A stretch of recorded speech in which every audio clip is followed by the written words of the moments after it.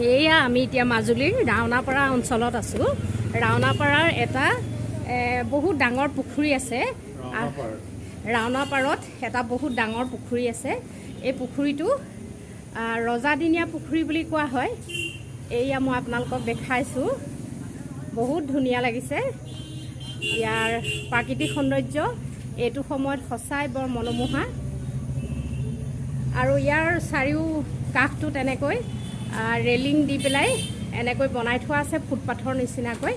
এইফালেদি মানুহবিলাক অহা যোৱা কৰিব পাৰে। এয়া আমি গৈ আছোঁ। বৰ ধুনীয়া, ইয়াৰ পৰিৱেশ বহুত ধুনীয়া। আমি চামগুৰি সত্ৰৰ পৰা আহিলোঁ।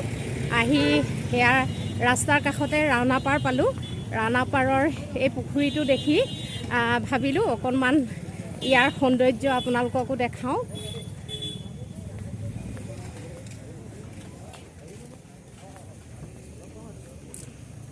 এয়া পুখুৰী, বিশাল এটা পুখুৰী আৰু চাৰিওফালে গছ আছে।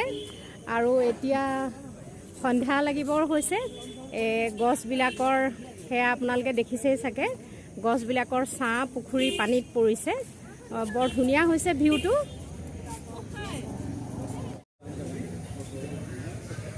এয়া আমাৰ লগত এওঁ আহিছে অৰূপ।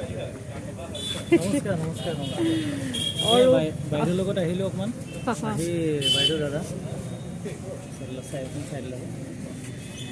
এই ভিউটো সঁচাকৈ বৰ ধুনীয়া আকৌ, নহয়নে? এয়া বহুত দূৰলৈকে আছে এনেকৈ কাষে কাষে। ৰাস চাবলৈ আহি আমি এতিয়া এয়া ৰাওনাপাৰৰ পুখুৰীৰ কাষত এয়া ঘূৰি ফুৰিছোঁ। আৰু পুখুৰীৰ সৌন্দৰ্য চাবলৈকে আচলতে ইয়াত নামিলোঁ। বহুত ভাল লাগিছে। এতিয়া আমি কমলাবাৰী যাম। কমলাবাৰীত আমাৰ টিকট বুক কৰা আছে আৰু তাতে টিকটটো লৈ আমি কমলাবাৰী এঘৰ মানুহত থাকিম বুলি ভাবিছোঁ। কমলাবাৰী মিলন সংঘ এয়া। আমি আচলতে এতিয়া টিকটটো ল'বলৈ আহিছোঁ।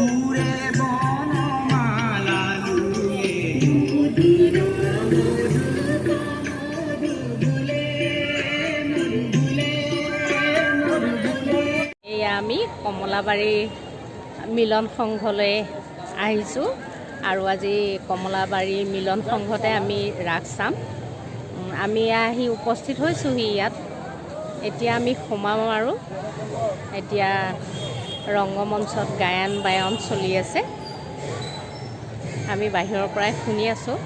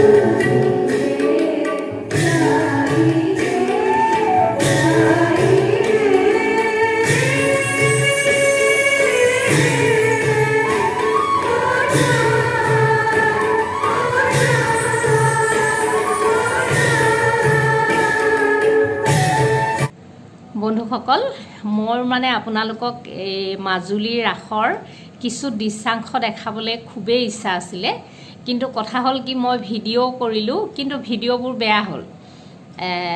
লাইটিঙৰ ফ'কাছৰ কাৰণে নে কি কাৰণে নাজানো, আৰু ভিডিঅ'বিলাক চব বেয়া হ'ল। কিবা মানুহবিলাক বগা বগা আহিলে, আৰু সেইকাৰণে মানে এতিয়া মই আপোনালোকক তেনেকৈ ৰাসৰ দৃশ্যাংশ দেখাব নোৱাৰিলোঁ। সেইটো কাৰণে মই দুখিত, সেইকাৰণে বেয়া নাপাব। আৰু ভৱিষ্যতে যদি পিছৰবাৰকৈ কেনেবাকৈ যাওঁ, তেতিয়া মই মানে অকণমান ভালকৈ বেলেগ ধৰণেৰে ভিডিঅ' কৰি পেলাই আপোনালোকক দেখাবলৈ চেষ্টা কৰিম।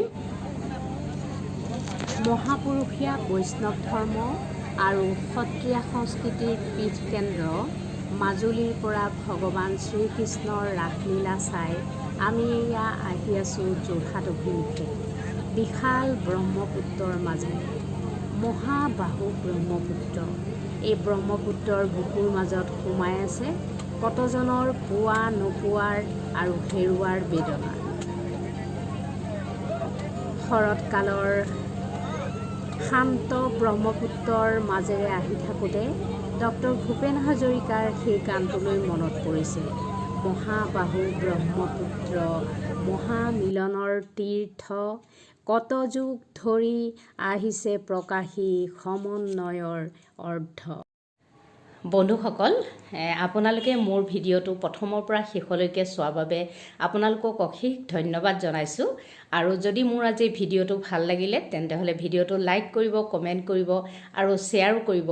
আৰু যিসকল নতুনকৈ আহিছে মোৰ চেনেলত, সেইসকলে মোৰ চেনেলটো ছাবস্ক্ৰাইব কৰিব আৰু কাষতে থকা বেল আইকনটো টিপি দিব, যাতে মোৰ নতুন ভিডিঅ'সমূহৰ নটিফিকেশ্যনসমূহ আপোনালোকে খুব সোনকালেই পাই থাকে। আৰু মই নতুন এটা ভিডিঅ' লৈ আপোনালোকৰ মাজলৈ পুনৰ আহি আছোঁ। তেতিয়ালৈকে বাই বাই।